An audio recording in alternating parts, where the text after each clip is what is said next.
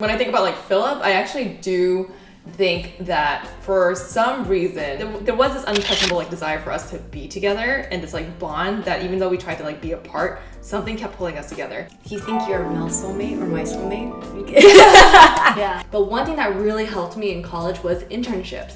I think internships provide you such real life experience in a job that you might potentially have.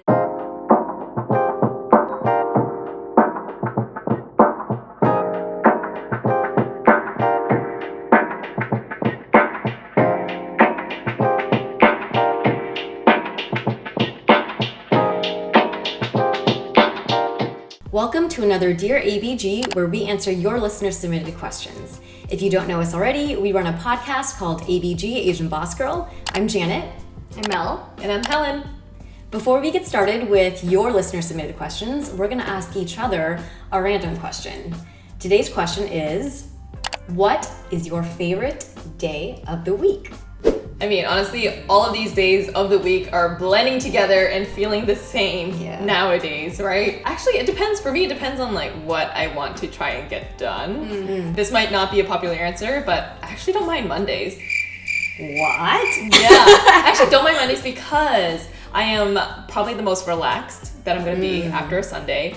And usually Mondays, there are no deadlines. It is a day for organizing and meeting and getting excited for the rest of the week and planning out the rest of the week. So, and I also feel very productive on Mondays. Like Tuesdays, Wednesdays, I start getting a little like, oh, when's the weekend gonna come? But like Monday, you're so far away. It's like, weekend just over. So don't even think about it. I said Friday because it is, your mind is like I don't mind working on Fridays because I know the weekend's about to come. I didn't choose Saturday because I am the type of person, unfortunately, that when Saturday hits, I'm just like, oh no, tomorrow's Sunday. Like I think about that versus like Friday, I'm like, wow, I have 2 whole days of the weekend. I get to play Among Us. I get to like relax. It just seems like a lot of time I get to have for self-care. So I would choose Friday. My answer was Thursday. No, wow. We're all over the week. Yeah. Where the Tuesdays at? Where the Tuesdays at? Leave a comment below if those are your days. Yeah. But for me, so I was in the mindset of the weekend coming on Friday. I feel like by the time it's Friday, like you're already in it. What I love about Thursday is the anticipation of the Friday into the weekend. So for me, I'm actually more motivated to work because I feel like, oh, you know, like it's so close. And this is my last opportunity to kind of like wrap up the productivity of this week before heading into kind of like what feels like the more downhill kind of relaxing part of the week. All right, so our first question from our listener comes from Crystal from Chicago, Illinois.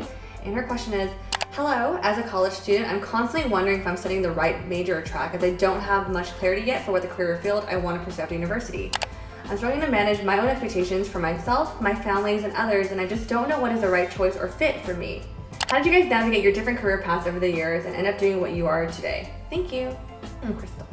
Good question. I feel like we get this question a lot because we might seem like we have it together, but I don't know about that. For me, I had one career. I worked in finance for about 10 years right after college, and that was the only real career I had before ABG career, right? I think jumping to the place where you are right now, Crystal, like in college, I absolutely did not know what I wanted to do. I followed my sister's footsteps. She was like the golden child. She's 2 years older than me. She went to the same college as me. She's smarter than me and everything. So she joined the Carroll School of Management, which is a business school at Boston College, and she chose accounting as her major. And so me, as like the kid, like coming in from the black sheep from the family, I was just like, okay, if Annie chose this path, obviously I'm gonna choose this path too, right? Like why put in the work for like, should I do communication? So I just followed her footsteps and I chose finance and marketing, double majored into that at BC. And that literally dictated the next 10 years of my life after undergrad.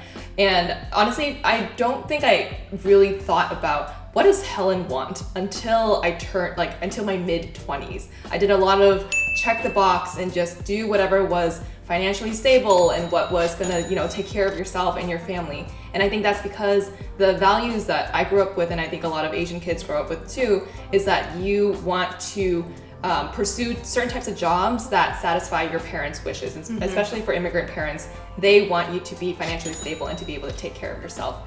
So if you're in a place where you don't know what you want to do, you feel the pressure from your parents, from society, from family and everyone around you, honestly, if those voices are the voices that speak loudest to you, I personally think that's okay, because that is where you are in this place in your life right now.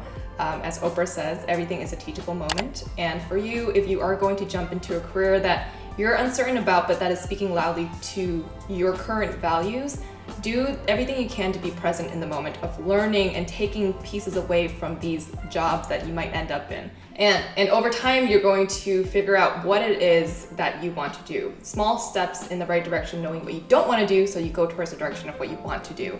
So if there's any advice that I could give, it is that it is okay that you're feeling this way. Trust your gut, trust your heart, trust the values that you currently have. And just, go with it, but learn in whatever you do. I think all three of us, what's interesting is that we grew up in Asian American households and with varying but very similar kind of, ways of defining success, right? But you can see from the three of us that we all took very different paths. And I think probably the two extreme, one is Helen going more traditional and Mel going the least traditional, right? And I was somewhere kind of back and forth in between.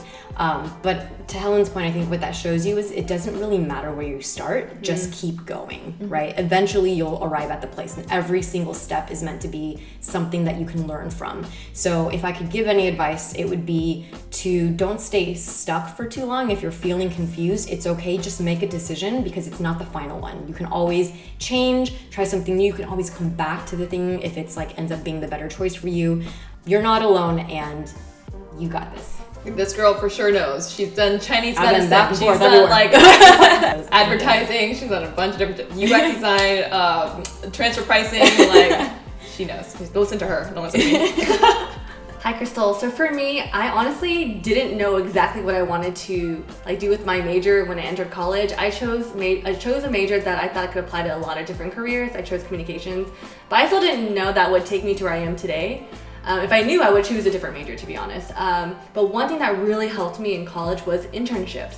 I think internships provide you such real life experience in a job that you might potentially have, and it kind of shows you what you like and what you don't like. Like for me, what I did was I was really active in my Asian American org, and I was like, oh, I'm doing PR. Maybe I'll do PR when I graduate college. So I started a PR internship. And I honestly hated it. So I was like, okay, PR actually is not for me. What else am I interested in instead? That's how I stumbled upon the Asian American community and marketing. So internships, I would just say just explore your interest within internships. I feel they'll provide really good real life experience for you. And another thing I would say is that I know it's really hard that when you have so much noise in your head, right? For me, I'm also a people pleaser. I want to please my mom, I want to please my family, my friends. But I think there's a moment in time in college where you got to sit down and ask yourself what actually speaks to you, what interests you.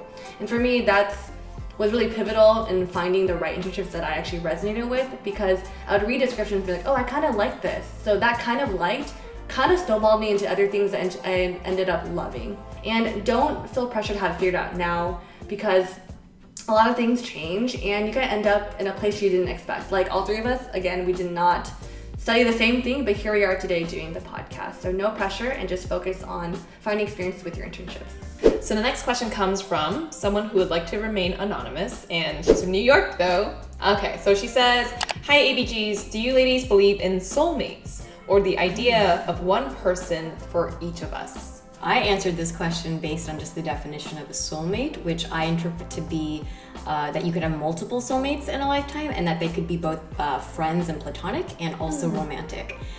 So by that definition, I would say yes, I definitely believe in soulmates. And I also believe that you don't have to marry your soulmate to have a happy marriage or a life, right? But on the second definition, where there's only one person for everyone, I don't think I believe that. I don't know, what about you ladies? I do believe that you can work with multiple people, but I have this theory where I think there's maybe different versions of us that are living in different dimensions. So for example, this Mel in this dimension is meant for one person, but another Mel, a Mel in a different dimension could be with someone else. But so in that weird definition, I do think for this current dimension of Mel, I'm meant to be with one person that I'm gonna eventually end up marrying. So I think there are multiple people that can be right for us. It totally depends on right place, right time. Actually, very similar to Mel, I do have this idea that right now in our lifetime, the dimension that we are currently living in, yes, there might be one soulmate for you, but in other dimensions of your life, whether it be parallel or futuristic or whatever it is, there can be another soulmate that is meant for you in that dimension also. Actually very similar to what I didn't know you thought this way. When I think about Philip, I actually do think that for some reason there was this untouchable like desire for us to be together and this like bond that even though we tried to like be apart, something kept pulling us together. And as like woo-woo as this shit sounds, like sometimes I look at them and I'm like, I think you're my soulmate in this lifetime. Aww. So there are souls that are meant to be together and to complement each other in a certain lifetime or dimension that they are present together. And maybe, I mean, who knows if that's true or not, but I think it's a nice, fantastical way of thinking about our period of life on this earth. Yeah. If you think you're Mel's soulmate or my soulmate, Yeah. reach out to us. Or if you know someone who might be their soulmate. This reminds me of a Korean drama that I would like to recommend really quickly. It's called The King, Eternal Monarch, and it's about how like there's different people living in different dimensions, but let's pretend like I want to steal my soulmate for the other dimension. He can't live with me here because if there's two versions of himself here, one person can't live. So it gets really interesting. So I don't want to be in that Korean drama. Wow. Well, that concludes this episode of Dear ABG. If you have a question for us or want to leave us a voice note, you can do so in our link in the description box. And if you haven't already, you can check out our most recent episode, We Are a Podcast, The Asian Boss Girl. You can find us on all the podcasting platforms. And if you'd like to check out some of our merch, like this shirt that I'm wearing right now, this is our very first t-shirt, you can go to asianbossgirl.myshopify.com. And we'll catch y'all on the next episode of Dear ABG. Bye! Bye! Mondays! Woo! 1, 2, 3. Yes!